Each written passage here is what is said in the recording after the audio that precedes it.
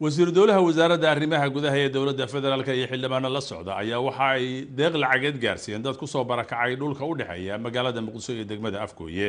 warbixintaana waxaa noo haya Salmaan Jamaal Saciid oo jooga Muqdisho. xildhibaano ka tirsan baarlamaanka Soomaaliya una weheliyo wasiiru dowlaha wasaaradda arrimaha gudaha iyo federaalka ayaa maanta deeq lacageed gaarsiiyay qoysas ku tabaalaysan inta u dhaxaysa magaalada Muqdisho iyo degmada Afgooye gaar ahaan deegaanka lagu magacaabo Sarkuusta. dadkani tabaalaysan ayaa maalmihii ugu dambeeyay xaaladda ay ku sugan yihiin si dhammaystiran uga hadlayay TV-ga caalamiga Universal oo isagu isku xilqaamay in xanuunka ay ku nool yihiin uu la qaybsado. xildhibaanadani ka socda baarlamaanka Soomaaliya ayaa aad uga naxay xaaladoodii nololeed iyagoona markii ay gaareen kaamka ay ku jiraan mid xaaladoodii nololeed uga wareysay waxa ayna goobta ay qoysaskani duruufaysan ay ku guddoonsiiyeen lacag dhan 60 milyan oo shilinka Soomaaliga ah oo ayagu si gaar ah isaga soo aruuriyay.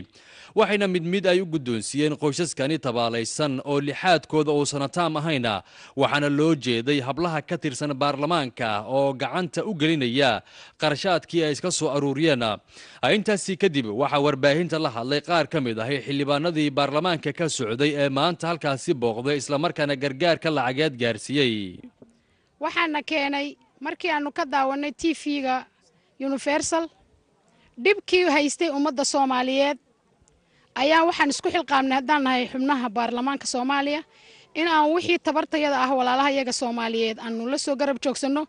wasiirkana waxaanu u soo kaxaynay in maadaama wasaaradda ay tahay wasaaradda arrimaha gudaha in ummadda Soomaaliyeed wixii daryeel ee yaala loo keeno dadka baahan ee walaalaheena ee qaar ilaahay laxaadkoodii ka qaaday arkaysaan.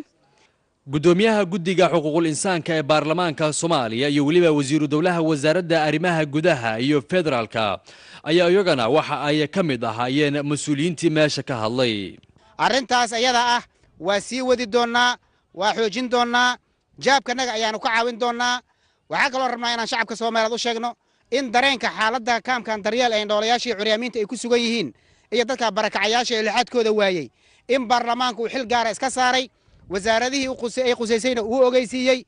waxaa xiga intaas aan rabnaa hay'adaha gargaarka oo runtii dalka jooga oo dadaal fara badan wada ayagana waxaan ugu baaqaynaa si degdeg ah in meelahan iyo meelaha la midka ah soo gargaaraan oo adeegyada maanta ay u baahan yihiin. hadda kaamkan oo kale dadka ku nool waa dad indhooliyaal agoonley iyo dad naafa iyo dad kale oo muxuu ahayo kala duwan oo barakacyaal ah ma haystaan musqulooyin ay galaan 200 oo qoys ku nool hal musqul baa ka dhaxaysa.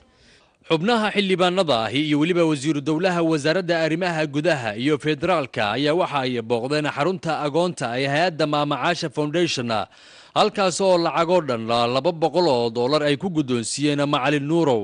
waxayna xildhibaanadani ay lacag gargaar ah oo dhan 4 milyan oo shilinka Soomaaliga ah ay ugu deeqeen carruurta agoonta ahi ay gacanta ku haysa hay'adda gargaarka ee Maamacaasha. Faadumo Axmed Cismaan oo ah wakiilka hay'adda Maamacaasha oo lacagtaasi la guddoonsiiyay ayaa la ilmeysay sida xildhibaanada baarlamaanka Soomaaliya ee isugu xilqaameen inay garab taagnaadaan dadkoodii Soomaaliyeed. aad iyo aad ayaan runtii ugu faraxsanahay maadaama maanta kuleedkii agoonta Maamacaasha Foundation inoogu yimideen xildhibaanadii wasiiradii dowladda aad iyo aad ayaan ugu faraxsanahay. waa markii ugu horeysay أنا قبل دوبنا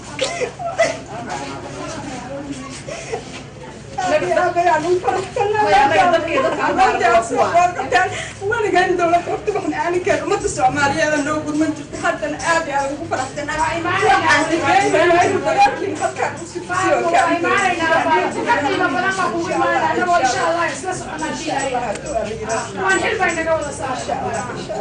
kadib doodii barnaamijka ra'yiga ee ka baxay TV-ga Universal toddobaadkan iyo waliba silsiladaha warbixinada bani'aadantinimada ku dheehan uu baahinayo TV-ga caalamiga Universal ayaa waxa ay suura gelisay in mas'uuliyiin badan iyo waliba ummadda Soomaaliyeed inay isku xilqaamaan wax u qabashada hooyooyinka carruurta iyo waliba waayeelka ku dhibaataysan kaamamka ku yaala inta u dhaxaysa magaalada Muqdisho iyo degmada Afgooye.